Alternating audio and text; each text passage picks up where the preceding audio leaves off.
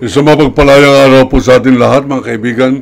Ito po ang Kawal Demokrasya, Kawaldi Carbonell, nagsasabing Bismillahirrahmanirrahim. Alhamdulillah Rabbil Alamin. Assalamualaikum warahmatullahi wabarakatuh.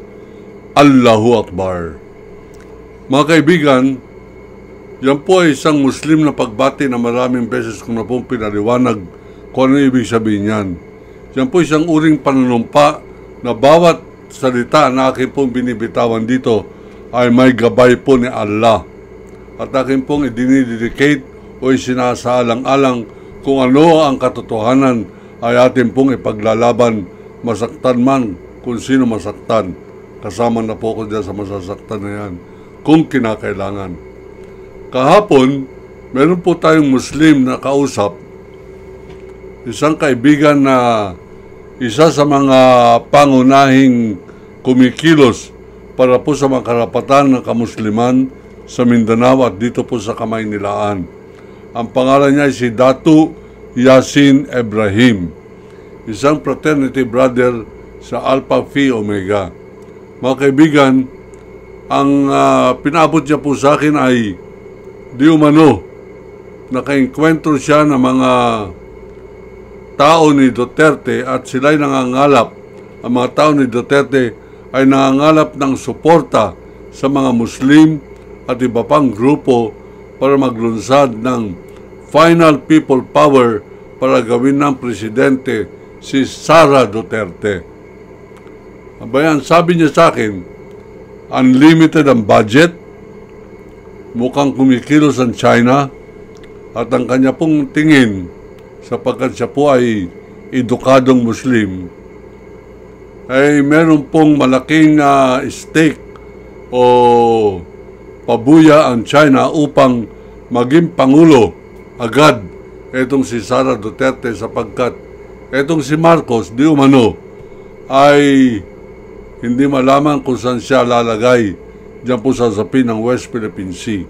Bagamat sinasabi niyang hindi niya isusuko ang kahit na maliit na pulgada kudrado ng teritoryo ng Pilipinas sa China, wala rin po siyang ginagawa.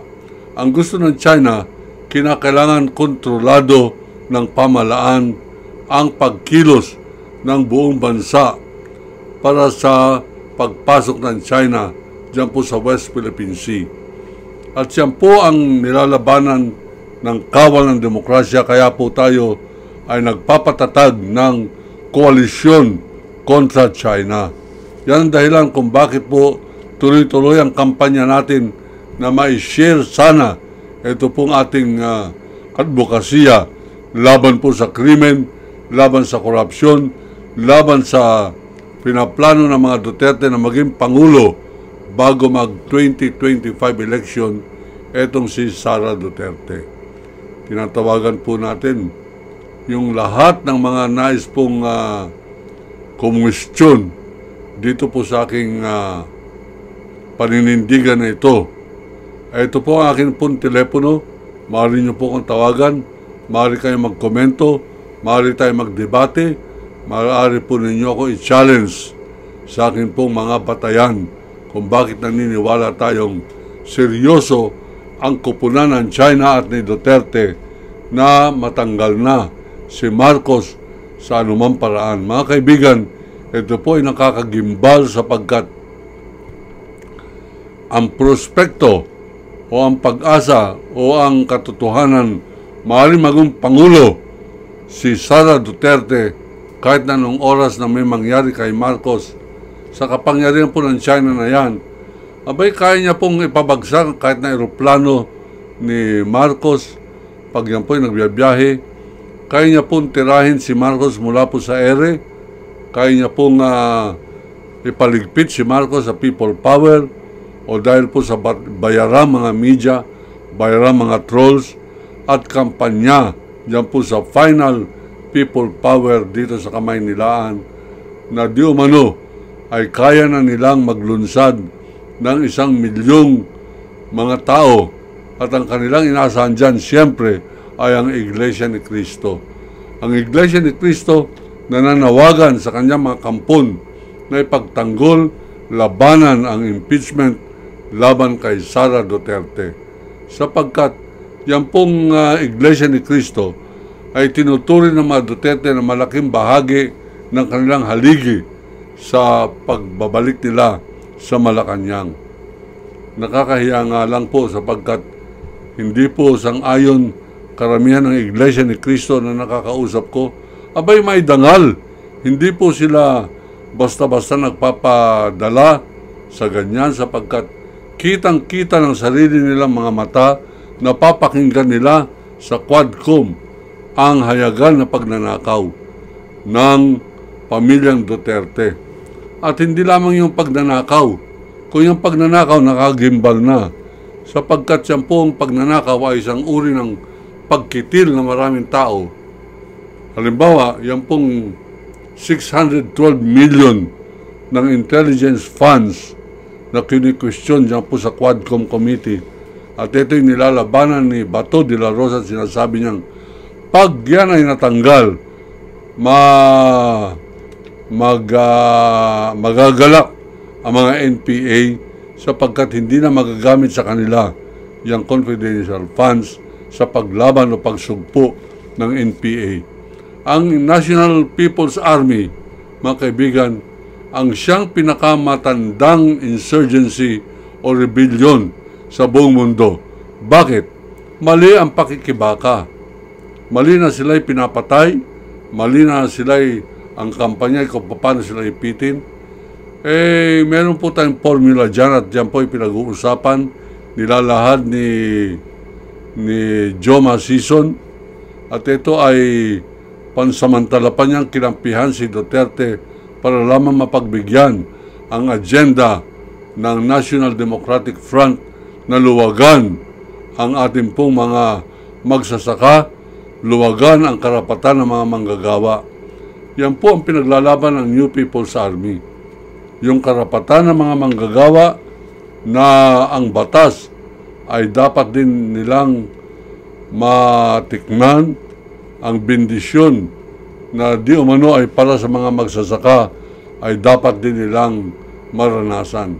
Ngayon, sapagkat nandyan na po tayo, ang aking puntingin, masusugpo yung rebellion ng New People's Army pag nagkaroon po tayo ng katarungan. Ang pinaglalaban niyan, katarungan. Bilang isang nanggaling po dyan sa Mindanao, ako ay naging saksi sa operasyon ng military laban po sa mga teroray. Yan teroray, hindi po ibig sabihin yan ay terorista. Yan po ang pangalan ng tribo ng mga nitibo. Kumbaga sa Baguio, sa Mountain Province, merong Igorot. Diyan po sa Surala, merong Tiboli. Diyan po sa Banga, South Cotabato, merong teroray. Meron po mga teroray na ang kanila pong mga kinalakhan sinasaka ay sinasakop ng Sagittarius Mining. Yung tatay ng isa sa mga teroray ay nagprotesta, nagtungo sa kabayanan, meron siyang dalang placard at sinasabi niyang ako'y nagprotesta laban sa Sagittarius Mining. Ang ginawa ng Sagittarius Mining na nakabase po dito sa Bonifacio Global City, abay, kinausap po military doon. Humingi ng tulong na si Diumano, sila ay tiniterrorize ng mga terorista. At ang mga tribo na yan, ang tawag ay teroray. Yan teroray, hindi po ibig sabihin yan terorista. Yan po ay para pong Tiboli, Igorot, kumbaga dito po sa Mountain Province, Aita, kumbaga sa Central Luzon, at yan po naman ay teroray o mga Tiboli pagdating po sa South Cotabato. Sila po ay binintangan na NPA. Nag-operate ang military, pinuntahan yung bahay o barangay ng nagpro-protesta na yun at sinabing meron leader ng NPA dyan na nagkukunwaring teroray. Pinagbabaril, mga kaibigan, na matatapang po natin military. Dinulog ang bahay, ang kubo, na kung saan nandun pong kanyang asawang buntis at anak na 5 taong gulang. Military dahil lamang sa red tagging. Kaya nga po, tumbalik itong bugok na senador na sanggano ng pangalan ay Senator Bato de la Rosa. Itong Senador Bato de la Rosa ay napakabobo. Akala niya sabihin, pagka hininto natin yung confidential funds ng Office of Vice President, hininto na rin ang confidential funds ng Presidente at lahat ng confidential funds at bayaan mo na lang humalakhak at magsaya ang mga NPA. Bugok. Itong confidential funds ay hindi ginagamit laban sa NPA. Ito ay ginagamit upang magpayaman lalo mga Duterte at manatili sa pwesto. Corruption, yan po ang dahilan. Mas matindi pa yan sa droga, yung korupsyon at katakawan sa kwarta ng mga nagnanais na magpayabong dyan po sa politika. Kaya nga po pagka mayroong pamilya, pare-parehong apelyido, ibagsak po natin yan. Sabay-sabay na magsisilbi di umano sa ating bansa. Magsisilbi, hindi po totoo yan. Ang pagsisilbihan nila ay ang kanilang sariling interes. Kaya nga po meron tayong mga dynasty. Pag nakita nyo po, pare-pareho mga apelyido, yan ang unang senyales na corrupt yung pamilya na yan. Yan ang unang senyales na dapat ibagsak. Kaya nga po, prioridad natin ang impeach si Sara Duterte. At kayo mga taga Davao, huwag na ninyo iboto itong sila Paulo Duterte. Bakit ninyo iboboto ang drug lord? Pinakamalaking drug lord sa buong Mindanao ay si Paulo Duterte. At ang kanyang kabarkada o kapartner na si Michael Yang, Richard Lim, abay binigyan pa po ng magandang pwesto ni dating Pangulong Rodrigo Duterte. Ngayon, ang kanila pong pinapangalandakan ngayon, kailangan nilang confidential funds laban sa NPA. Kailangan nilang confidential funds para po ihasik nila ang kanilang plano, isagawa nila ang plano nila na matanggal na si Bongbong Marcos. There is no love lost. Wala kaming pinagsamahan, wala kaming pinag-usapan, wala kaming agenda upang mapalapit kay Bongbong Marcos. Pero between Duterte and Bongbong Marcos, magtsatsaga na ako kay Bongbong Marcos. Pare-pareho na po silang mandaraya sa halalan, pare-pareho na po silang nasa issue ng dynasty, pare-pareho na po tingin natin yan. Kaya lamang, ito nga ay kawawang Pilipinas, kawawang Pilipino, namimili tayo sa lesser evil o yung po bang mas menos ang pagkademonyo. At menos ang pagkademonyo ni Bongbong Marcos. Pero siya po ay pinababagsak ngayon ng Duterte sa oras na ito. Abay, tuloy-tuloy ang pagkilos ng mga Duterte nang walang patumanggang pagkilos kasama ang China upang mailagay bilang Pangulo si Sara Duterte bago magtagumpay o umusad ang impeachment. Bago po tayo magpatuloy, bayan po muna ninyong batiin ko at i-congratulate itong si Atom Arroyo na isang mainstream media practitioner, mga kaibigan. Tayo po bilang isang professional media practitioner, abay nagagalak po sapagkat nanalo si Tom Arroyo sa civil case laban ko po sa dalawang red tagger na si Badoy at saka si Jeffrey Celis, mga kaibigan. At pinag-utos ng korte na pagbayarin na itong si Celis at si Badoy, Lorraine Badoy yata pangalan nito, ng 2.8 million pesos in damages and attorney's fees. Congratulations. Alam po ninyo, hindi kami personal na makakilala ni Atom Arroyo, pero nung ako po ay nagsunog ng bandera laban po sa China. Tinover niya po yung aking protestang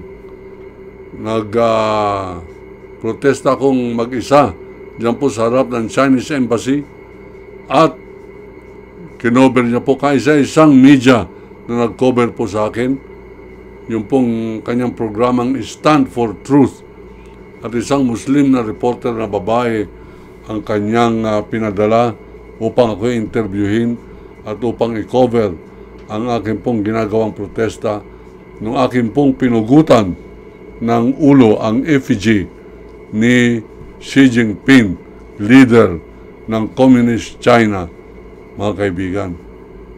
Abay, ang naging viewers po niyan, umabot po ng 3 million. At nung umabot po ng 3 million, yung pong feature niya para kay Waldy Carbonell, meron po nag-report. At siyempre, siguro, kampo ng China yung nag-report. Tinanggal po ang aking pong programa na yon, yung episode na yon tungkol sa akin, at ni-report na ang programa ko raw po ay pornography. Yung pornography, mga kaibigan, yan po yung pagtatalik ng babae at lalaki. At sila'y nakahubo, yan po yung pornography.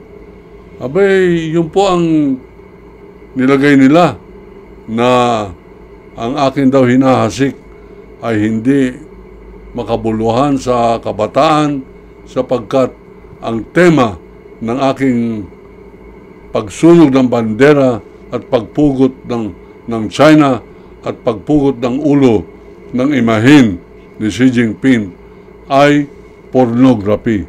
Tinanggal po yan. 3 million viewers na, sayang.